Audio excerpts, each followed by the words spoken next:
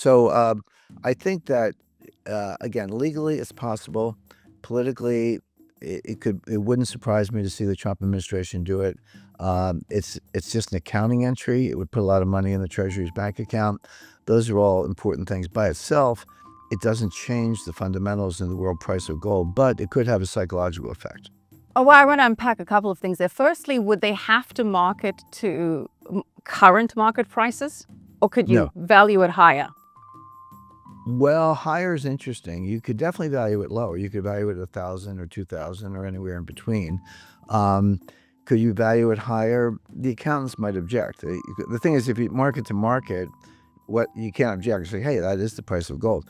Now, you could do it multiple times, and this kind of gets to your point. If you did it, let's just say $5,000 an ounce today, and then a year from now, gold is $10,000 an ounce, which is what we've been talking about, what I've been projecting. Could you do it again for another $5,000? The answer to that is yes. So, so there's not necessarily a cap, but it's not clear that I'm not sure the accountants would let the Fed market above the market. But if you say, could you do it 2 or 3 times and follow the market? The answer is yes. If this were to happen, and you're saying that it would not surprise you if the Trump administration does that, what would be the percentage chance that you would give to this happening under this Trump administration? Oh, probably over 50%. I don't, not 90, but 60, 65%. Yeah, I mean they're taking it seriously. Scott Bessent, our Treasury Secretary, is the very seasoned hedge fund trader. He used to work for George Soros and other hedge funds. I'm pretty sure Jay Powell would not do it, but Kevin Warsh might. Kevin Warsh seems more of a pragmatist. I'm not saying he would be banging the table, but he would certainly go along with it.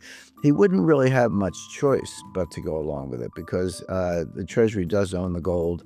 The Treasury does have that account, and it's been done before, and it was at the initiative of the Treasury. So I think if the Treasury made that phone call, the Fed would have no choice but to go along.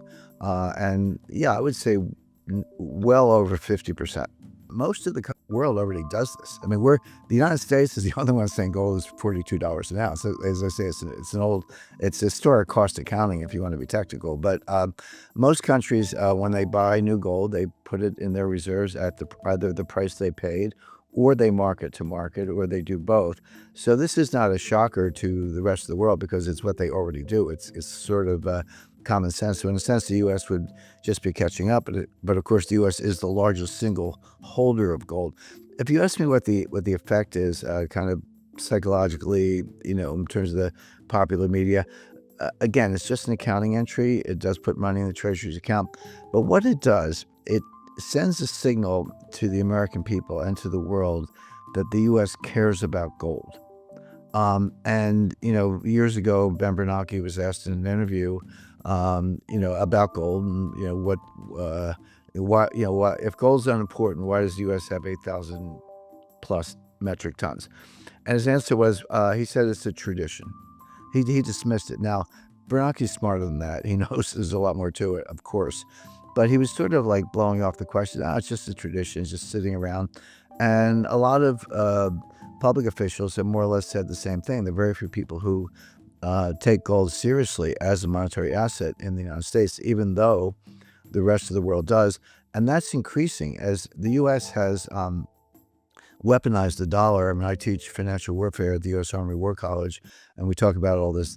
We talk about this all the time, how you can use financial systems, payment rails, and other techniques to fight wars, and kicking Russia out of SWIFT, which you referred to, freezing the Russian assets, which are in Belgium, by the way. They're at a custodian called Euroclear in Belgium, over $200 billion worth of Treasury securities.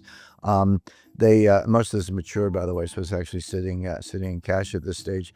But once you freeze that, and the U.S. and Europe have been thinking of stealing it, we freeze stuff all the time. That's one thing. It just means you can't get it, but it's still yours.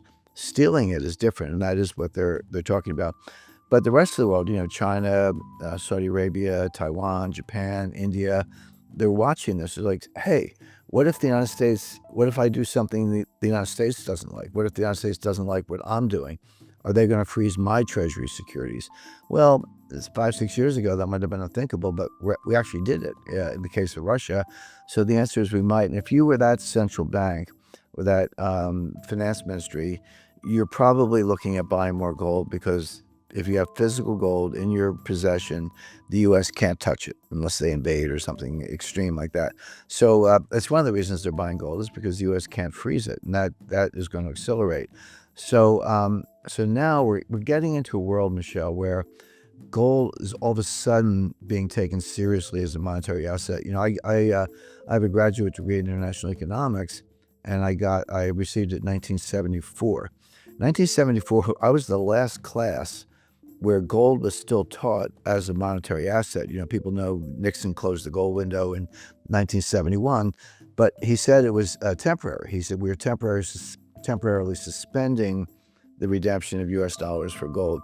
They thought they would get back to a gold standard, and they tried it. The Smithsonian Accord in December 1971. I talked to two of the people who were at Camp David on August 15th, 1971, when Nixon closed the gold window.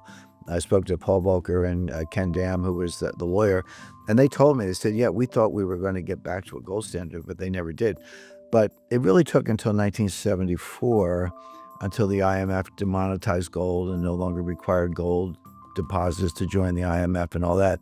But I studied gold as a monetary asset. Since then, we have 3 generations of scholars. If you know anything about gold today, you're either self-taught or you went to mining college, because they don't teach it academically. But all of a sudden, I think this thing of revaluing it by the U.S. is a big deal. Even though I've said it's just an accounting entry, it's a big deal psychologically, because it says, hey, wait a second, the U.S. actually cares about gold. Maybe we should get some too. Here's the uncomfortable truth. This isn't really about gold. It's about trust. For decades, the global financial system ran on a simple assumption. The U.S. dollar is neutral, stable, untouchable. That's why countries hold trillions in U.S. treasuries. That's why central banks park their reserves in dollars. Not because they had to, but because they believed in the system. But something changed. When the U.S. and its allies froze Russian reserves after the Russian invasion of Ukraine. That wasn't just a sanction. It was a signal. A signal that access to the dollar system is not unconditional. That reserves aren't always yours. And that the financial system can be used as a weapon. And when that realization hits, countries don't panic publicly. They adjust quietly. They diversify. They reduce exposure. And more importantly, they start accumulating assets that can't be frozen. That's where gold comes in. Not because it's shiny, not because of inflation hedging narratives, but because gold is one of the very few assets with zero counterparty risk. If you hold it physically, no one can sanction it, freeze it, or digitally erase it. And that's why central banks, from China to the Middle East, have been steadily increasing their gold reserves. So when we talk about a potential U.S. gold revaluation, we're not just talking about an accounting trick. We're talking about a message. Because if the United States, the architect of the modern dollar system, suddenly starts marking gold closer to reality, then it's no longer dismissing gold as a tradition, like Ben Bernanke once implied. It's acknowledging something much bigger. That gold still matters. That gold is still money, whether officially recognized or not. And more importantly, that the rules of the system may be changing. So the real story here isn't, will gold go to $10,000?